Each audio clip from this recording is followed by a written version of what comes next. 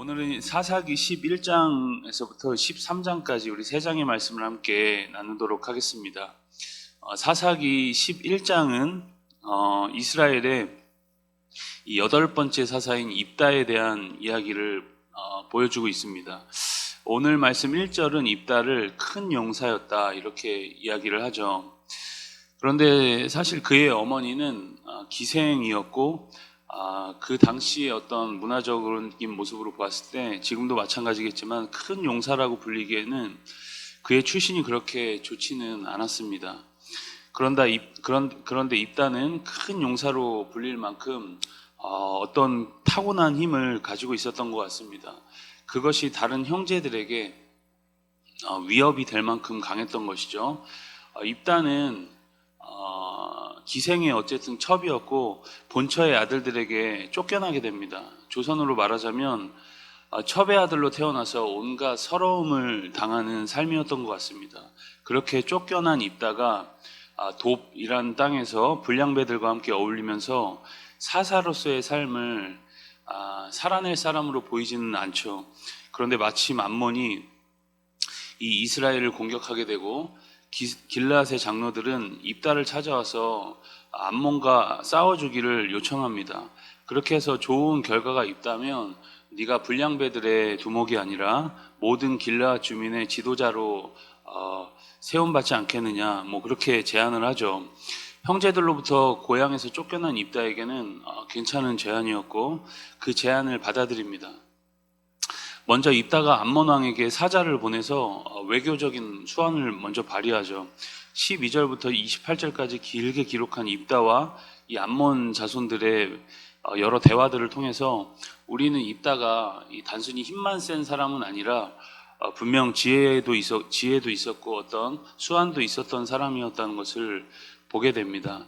그런데 중요한 건 입다가 치른 전쟁의 이야기보다는 그의 서원과 그 서원의 결과가 어떠했는지 훨씬 또 중요하게 다루어지고 있죠. 입다는 이 전쟁 직전에 암몬 자손을 자신에게 넘겨주면, 하나님 앞에 그렇게 서원을 하죠. 암몬 자손을 넘겨주면 돌아올 때 내 집 문 앞에서 먼저 나타나서 나를 맞이하는 사람을 번제물로 드리겠다. 굉장히 턱없는 지금 그런 서원을 하나님 앞에 드리게 됩니다. 그런데 자신의 딸이 전쟁에 이기고 돌아가서 이렇게 집으로 가는데 자신의 딸이 그를 맞이하게 되죠. 결국 그 서원대로 자신의 딸을 번제물로 드려야 하는 그런 이 말도 안 되는 지경에 이르게 됩니다. 여기서 번제물로 이 딸을 드렸다는 것에 대한 여러 의견들이 있긴 합니다. 평생 결혼을 하지 못한 처녀로 바쳤다는 것인지 실제 번제물로 바쳤다는 것인지는 우리는 정확히는 알 수 없습니다. 그러나 오늘 말씀을 문자 그대로 본다면 인신제사로 바쳤다는 것이 분명하죠. 하나님이 그렇게 금하신 인신제사를 전쟁 전에 그렇게 서원하는 입다의 모습에서 당시 시대상이 얼마나 흑암이었는지를 우리는 볼 수 있게 됩니다. 우리 40절 말씀을 11장 40절 말씀을 같이 함께 읽어보겠습니다. 40절입니다. 이스라엘의 딸들이 해마다 가서 길르앗 사람 입다의 딸을 위하여 나흘씩 애곡하더라.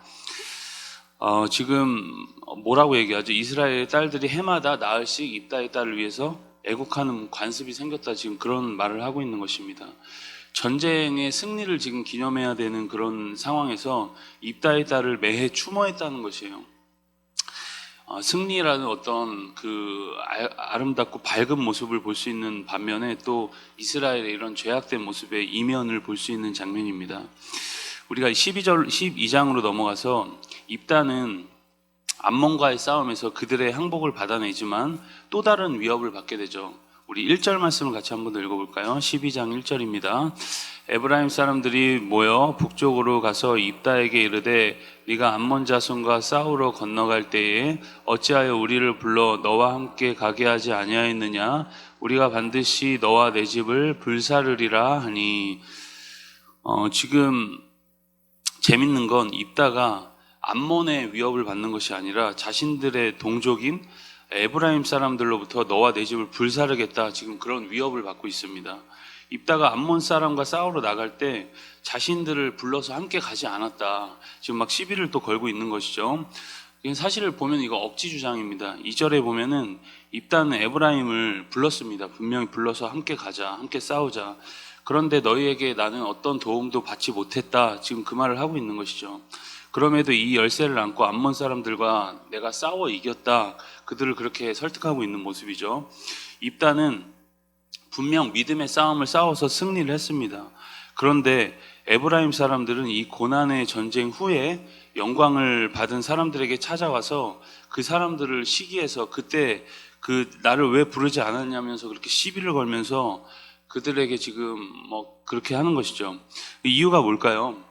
그 영광의 승리에 이제라도 편승하고 싶다. 그때는 무서워서 두려워서 함께 가지 않았는데 지금 편승해서 그 영광을 함께 좀 나눠 먹자. 지금 그 말을 하고 있는 것이죠.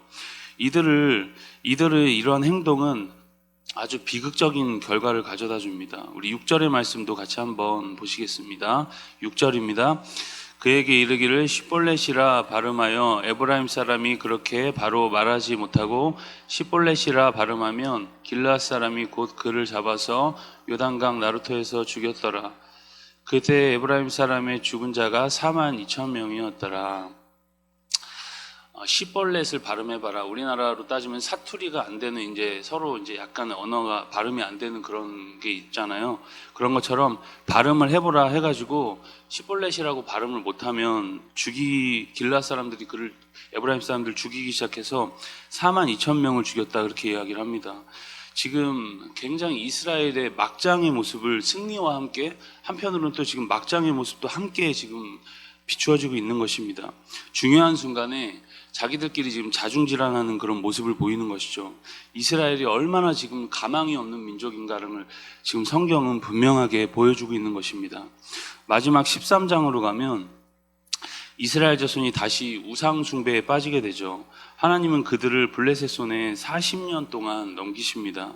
우리 1절과 2절의 말씀 함께 보시겠습니다. 1절 2절입니다. 이스라엘 자손이 다시 여호와의 목전에 악을 행하였으므로 여호와께서 그들을 40년 동안 블레셋 사람 손에 넘겨주시니라. 소라 땅의 단지파의 가족 중에 마노아라 이름하는 자가 있더라. 그의 아내가 임신하지 못함으로 출산하지 못하더니 이제 그 유명한 사사 삼손의 이야기가 시작됩니다. 그런데 특이한 점이 있죠. 다른 사람의 등장과 달리 당시 이스라엘이 하나님을 향해 고통하는 그런 부르짖음하는 내용이 없습니다. 전에는 하나님께 부르짖고 막 도와주세요, 이들의 민족에서 건져주세요, 그렇게 부르짖을 때 하나님이 사사를 보내서 구원하시곤 했는데 이제는 하나님께 부르짖는 그런 모습이 없죠. 이것이 의미하는 바는 예전엔 이스라엘이 그래도 자신들을 조금 돌아보면서 하나님께 나아갈 여력이 조금이라도 남아 있었지만 지금은 그런 일말의 모습도 남아있지 않은 이스라엘이 거의 완전 망가진 모습을 보게 됩니다. 그만큼 이스라엘 상태가 악화된 상태였다는 것입니다. 블레셋이 자신들을 다스리는 것에 대해서 아무런 거부감 없이 40년 동안 그렇게 살아갔던 것이죠. 당연시 여기는 그런 어처구니 없는 상황이었던 것입니다. 그러나 하나님은 한 사람을 일으키셔서 구원 역사를 시작하시죠. 그 사람이 바로 삼손이었습니다. 그럼 하나님 이제 삼손에 대해서 이제 내일부터 또 자세하게 알아보겠지만 이렇게 하나님은 가망성 없는 이 절망 중에도 구원 역사를 멈추지 않는 것을 우리는 볼 수 있습니다. 모두가 절망한 그 상황에서도 하나님은 한 가정을 들어 쓰셔서 이스라엘을 구원하시죠. 여러분 우리 인생에도 마찬가지입니다. 어두운 터널은 누구나 다 있습니다. 이 깊은 어둠이 언제 끝날지 또 앞으로 어떤 인생이 펼쳐질지 뭐 얼마나 그 강도가 세고 약한지 뭐 다 다를 수 있겠지만 그 긴 터널이 우리 삶에 누구나 다 있다는 것입니다. 여러분 하나님이 생각나지 않고 부르짖을 여유도 없습니다. 그때에도 하나님께서는 여전히 우리를 향해 구원 역사를 펼치고 있다는 것을 우리가 절대 잊어서는 안 됩니다.